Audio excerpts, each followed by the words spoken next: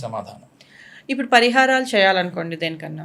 అవి ఖర్చు ఎలా ఉంటుందంటారు? ఎందుకంటే చాలామంది వెళ్తే ఎంత డబ్బులవుతాయి పరిహారాల కోసం అని భయపడుతూ ఉంటారు కదా! కన్సల్టేషన్ తీసుకోవడానికి కూడా ఏం చెప్తారు అని.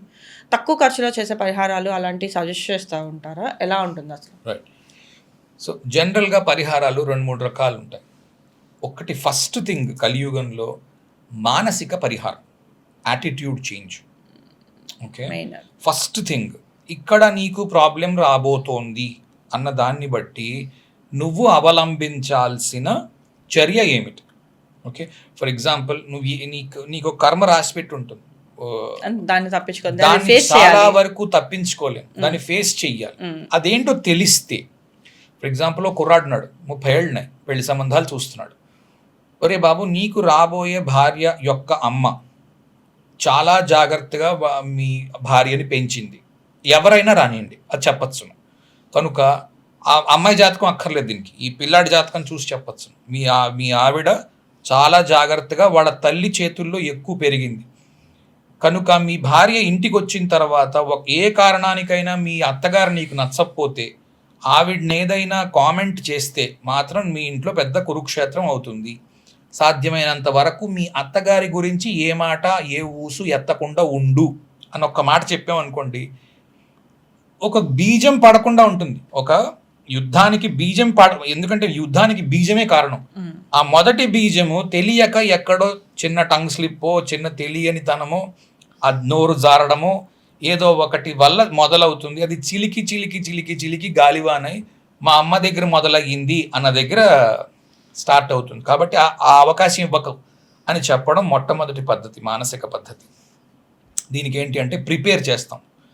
ఎక్కడెక్కడి నుంచి ఇష్యూస్ వస్తాయి. పెళ్ళిలో జాబ్ చేస్తున్నావు, కొన్నిసార్లు బాస్ ఉంటాడు, నువ్వు ఏం చెయ్యవు, మామూలుగా అందరిలాగే సబ్మిట్ చేస్తున్నావు, నువ్వు చేసిన వర్క్ అందరిలాగే వెనక్కి వస్తున్నావు, కానీ బాస్ అనుకోకుండా అఫెండ్ అవుతాడు. ఇవి కూడా కనిపిస్తాయి. అఫెండ్ అవుతున్నాడు బాస్ అని చెప్పచ్చు.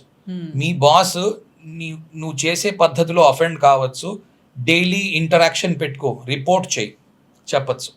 లేకపోతే ఒక్కొక్కసారి నేను మంచిగానే చేస్తున్నానండి, ఎవరో వెళ్ళి అతనికి చెవిలో ఏదో ఊదారండి, నా మీద చాడీలు చెప్పారండి, అప్పటి నుంచి నాతో సరిగ్గా లేడు, ఇది కూడా చెప్పచ్చు. నీకు బాస్ నుంచి ఇబ్బంది రాబోతోంది, లేకపోతే గ్రూప్లో గ్రూపిజం రాబోతోంది, లేకపోతే పలానా టైంలో ఉద్యోగం నువ్వు ఏం చేయి ఉద్యోగం పోతుంది. కాబట్టి ఈ సంవత్సరం అంతా నీకు డబ్బులు వస్తాయి కదా, ఒక ఎమర్జెన్సీ ఫండ్ డెవలప్ చేసి పెట్టుకో, ఓ 10 లక్షలు దాచుకో, నీకు వచ్చే సంవత్సరం 6 నెలలు ఉద్యోగం ఉండదు. వాడికి ఒక క్లారిటీ ఉందనుకోండి, చాలా మంది చెప్తారు, అబ్బా చాలా మంచి పని చేశారు, నాకు అట్లీస్ట్ ఒక క్లారిటీ ఉంది, 6 నెలలు పోయాక జాబ్ పోతుంది. ఓకే, చాలా మంది రెస్పాన్స్ కూడా పంపిస్తారు, నాకు నా జాబ్ పోయింది, నేను చాలా సంతోషిస్తున్నాను, ఎందుకంటే ఆల్రెడీ తెలుసు కాబట్టి నేను ప్లాన్ చేసుకున్నాను. సో ఇది ఒక రకమైన పరిహారం. ఈ 3 కాకుండా కొన్ని పరిహారాలు చేయొచ్చు. ఓకే, స్పెసిఫిక్గా పెళ్ళికి చేయిస్తాం మ్యాక్సిమం ఇలాంటి పరిహారాలు. వీటిలో ఇప్పుడు ఈ ముందు చెప్పిన ఈ 3 రకాల పరిహారాల్లో ₹10 ఖర్చు లేదు. మైండ్ సెట్ మార్చుకోవడంలో ₹10 ఖర్చు లేదు. ఇది అన్ని 90% ఇవి ఇస్తాం. 90% వీటికి ఈ పరిహారాలు ఇస్తాం. 1-2 చోట్ల పెళ్లికి మాత్రం స్పెసిఫిక్ పరిహారాలు, వృక్ష వివాహం వంటివి చేయిస్తున్నాం. నేనేం చేయించట్లేదు, కానీ నేను సజెస్ట్ చేస్తున్నాను, వెళ్ళి చేయించుకోండి. ఊరల్లా దేశం అంతా ప్రాముఖ్యత ఉంది. గాంధారి సమయం నుంచి చేస్తున్నారు. మేష వివాహము అని చేశారు గాంధార్కి. వృక్ష వివాహం చాలా ఫేమస్లో ఉంది. అరటి చెట్టుకి ఇచ్చి చేస్తారు. అర్క వివాహం అంటారు, జిల్లేడు చెట్టుకి ఇచ్చి చేస్తారు. ఇవి ఉన్నాయి. సో ఇవి చేయండి అని చెప్తున్నాం. మహా అయితే వాటి అన్నిటికంటే నాకు తెలిసి మోస్ట్ ఎక్స్పెన్సివ్ అదొక్కటే. మిగిలినవన్నీ 500, 300, 200, ₹100, ₹50, లేకపోతే మంత్రం ఇస్తాం.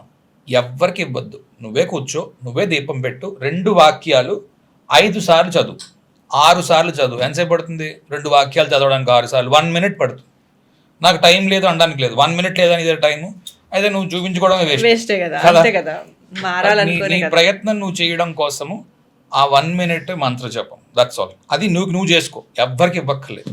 ₹10 ఖర్చు లేదు. 99% టైమ్స్లో ఏ ఖర్చు లేకుండా చూడడము, లేదా మహా అయితే 300, 500 డొనేషన్స్ ఇమ్మండము, లేదా నీకు కలిగింది ₹50 ప్రతి నెల ఫలానా ఏదో organization, for example cancer issues రాబోతున్నాయని డిటెక్ట్ చేస్తున్నాం, ఏదో ఆర్గనైజేషన్కో, ఏ ఆర్మీకో, అంటే depending on combinations. Army relief fund ఉంది, ఇక్కడ ₹100 నువ్వు చెయ్యి, నువ్వు ప్రతి నెల ఎంత సంపాదించుకుంటున్నావు కదా 50 చెయ్యి, నీకున్న దాంట్లో 10 రూపాయలు చెయ్యి, స్పెసిఫిక్గా ఈ ఆర్గనైజేషన్కి చెయ్యి, లేదా ఈ గుడికి వెళ్ళిరా.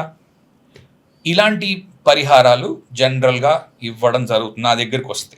ఓకే, అంతేకాని నాకు ఒక 5 లక్షలు కట్టు, నేను ఇది ప్రాబ్లం సాల్వ్ చేస్తాను, ఒకటి నాకు వాటి మీద నమ్మకం లేదు, అలా జరగవు, అలా జరిగే అవకాశం లేదు. నీ గురించి ఎవరో ప్రయత్నం చేయడం కుదరదు. ఇది కలియుగం, నీకు నువ్వు ప్రయత్నం చేసుకోవాలి. దానికి లఘువుగా చేయవలసినవి చాలా ఉన్నాయి, అవన్నీ చక్కగా చేసుకోవచ్చు.